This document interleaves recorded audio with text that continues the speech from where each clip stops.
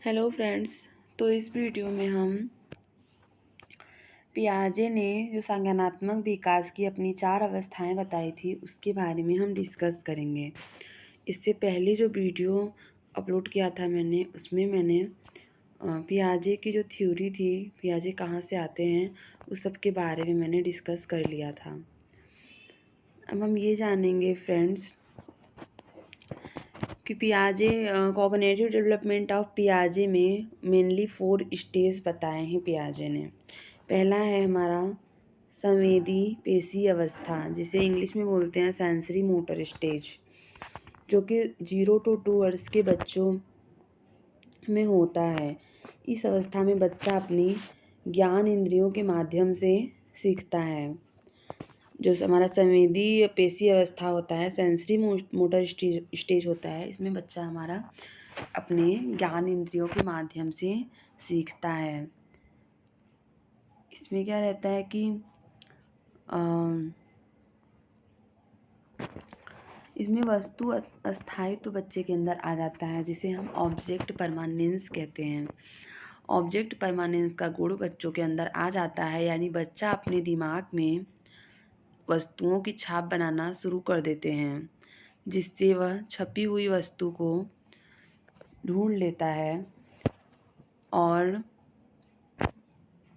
जिससे वह किसी भी छपी हुई वस्तु को ढूंढ लेता है। इसे हम ऑब्जेक्ट परमानेंस कहते हैं। जैसे हम कोई चीज़ें कहीं रख के भूल जाते हैं, पर अगर बच्चे ने देख लिया है कि वो कहाँ रखा हुआ है तो नेक्स्ट डे बच्चा बता देगा।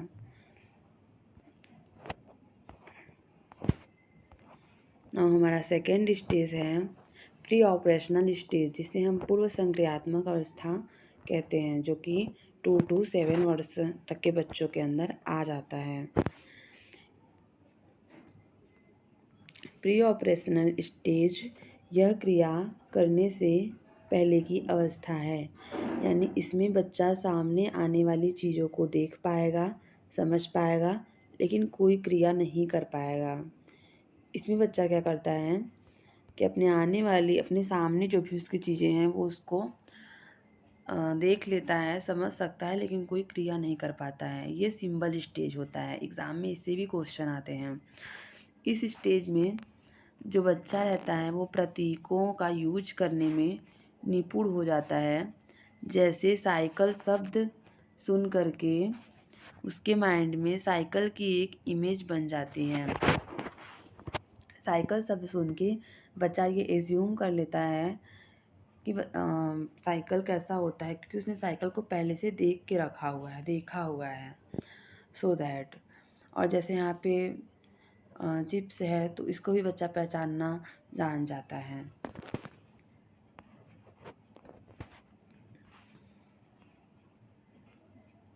इस स्टेज में लक्ष्य निर्देशित व्यवहार, गोल डायरेक्टेड बिहेवियर की क्षमता आ जाती है बच्चों के अंदर।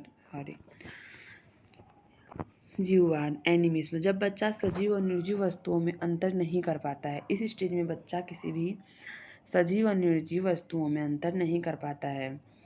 मान लो बच्चा गिर गया तो बच्चे को चोट आ गई तो उसे लगेगा कि उसे ज़मीन ने या फ्लोर ने, फर्श ने उसको मारा है, तो इसलिए बच्चा रोने लगता है।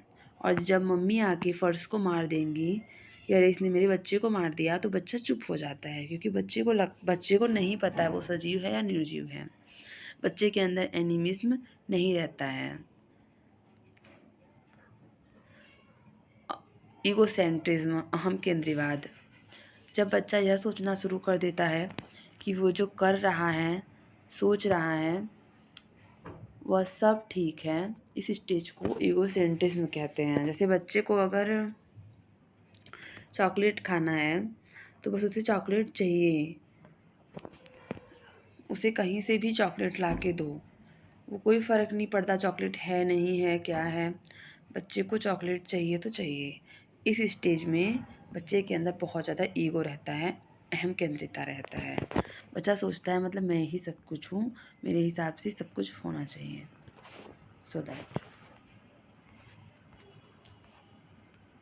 हमारा 5th है केंद्रीकरण।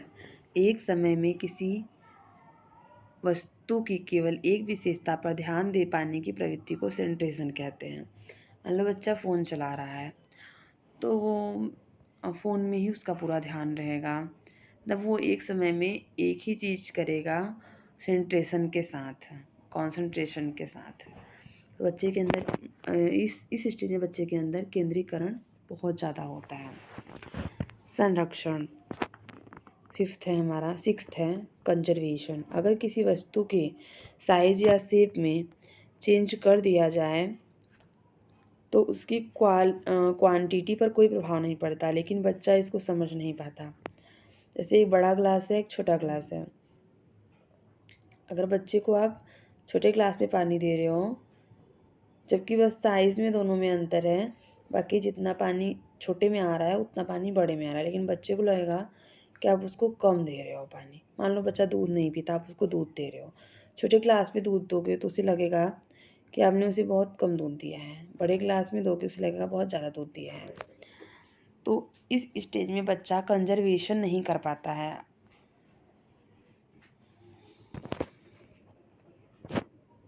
एंड हमारा नेक्स्ट स्टेज है, नेक्स्ट टॉपिक है हमारा सीरिएशन, जिसे हम कहते हैं क्रमबद्धता। इसमें बच्चा वस्तुओं या तथ्यों को उनके आकार में रखना नहीं सीख पाता है। सीरिएशन इसके नेक्स्ट स्टेज में, मतलब कॉन्क्रीट ऑपरेशन स्टेज में बच्चे के अंदर आ जाएगा। अभी तक बच्चा क्या करता है, ऐसे ही वस्तुओं को सीरिएशन में आकार में रखना, ऐसे नीचे सबसे बड़ा, उसके ऊपर उससे बड़ा, अरे उससे छोटा, तो बच्चा ऐसे वस्तुओं को सीरिएशन में नहीं रख पाता है। इसके नेक्स्ट स्टेज में बच्चा ये चीज़ें सीख जाता है। और थर्ड स्टेज है हमारा कॉन्क्रीट ऑपरेशनल स्टेज, जो कि 7 to 11 ईयर्स तक के बच्चों के अंदर आ जाता है, जिसे हम मूर्त संक्रियात्मक अवस्था कहते हैं। इस अवस्था में बच्चा सामने रखी हुई चीज़ों को देखकर ही कुछ कर सकता है या उन पर चिंतन करना शुरू कर देता है। जो हमारा मूर्त संक्रियात्मक स्टेज रहता है, इस अवस्था में बच्चा सामने रखी हुई चीज़ों को देखकर ही, जैसे इस अवस्था में बच्चा मूर्त चिंतन करना शुरू कर देता है। ये हमारा थर्ड स्टेज हुआ। इस अवस्था में अपलटावी जीववाद, मुद्रा भार, संरक्षण, क्रमबद्धता की योग्यता आदि कॉन्सेप्ट्स के गुण बच्चों के अंदर आ जाते हैं। नाउ नेक्स्ट टॉपिक है हमारा हाइपोथेटिकल थिंकिंग, जो कि एग्ज़ाम के भी आपसे, एग्ज़ाम के लिए बहुत इम्पोर्टेंट है ये। आगमनात्मक तर्कड़ा, यह भी इसी अवस्था में आता है। मूर्त संक्रियात्मक स्टेज में, कॉन्क्रीट ऑपरेशन स्टेज में हमारा हाइपोथेटिकल थिंकिंग बच्चे के अंदर आ जाती है। यह भी इसी अवस्था में आता है, यानी जब बच्चा उदाहरण के ऊपर आधारित होकर तर्क करने लगता है, तो ये हमारा हाइपोथेटिकल थिंकिंग कहलाता है। नेक्स्ट टॉपिक हमारा क्या है, फोर्थ स्टेज है हमारा फॉर्मल ऑपरेशनल स्टेज, जिसे हिंदी में औपचारिक संक्रियात्मक अवस्था कहते हैं। 11 से 15 साल तक के बच्चों के अंदर ये आ जाता है। यह संज्ञान की सर्वोच्च अवस्था है। इसमें बच्चा देखो, अब बच्चा क्या करने लगा है, अमूर्त चिंतन, एब्स्ट्रैक्ट थिंकिंग करने लगा है। और इसी स्टेज में हमारा निगमनात्मक तर्कड़ा आ जाता है, मतलब निगमनात्मक जो सोच होती है, इसमें बच्चा नियमों के ऊपर तर्क करने लगता है, वो भी हमारा आ जाता है। तो हमारा फोर्थ स्टेज जो है वो फॉर्मल ऑपरेशनल स्टेज है।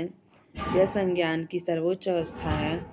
इसमें बच्चा अमूर्त चिंतन करने लगता है और इसमें बच्चा नियमों के ऊपर तर्क भी करने लगता है। नाउ हमारा नेक्स्ट टॉपिक है पियाजे के सिद्धांत की आलोचना, क्रिटिसिज्म। पियाजे ने मानसिक विकास के चरणों के क्रम में अपरिवर्तनशील बताया है, लेकिन अगर बच्चों को अच्छा वातावरण दिया जाए तो वह अपनी अवस्था की क्षमता से अधिक सीख सकते हैं। पियाजे ने बताया है कि अगर मान लो बच्चा जिस पर्यावरण में, जिस इन्वायरमेंट में रहेगा, बच्चे का विकास उसी हिसाब से होगा।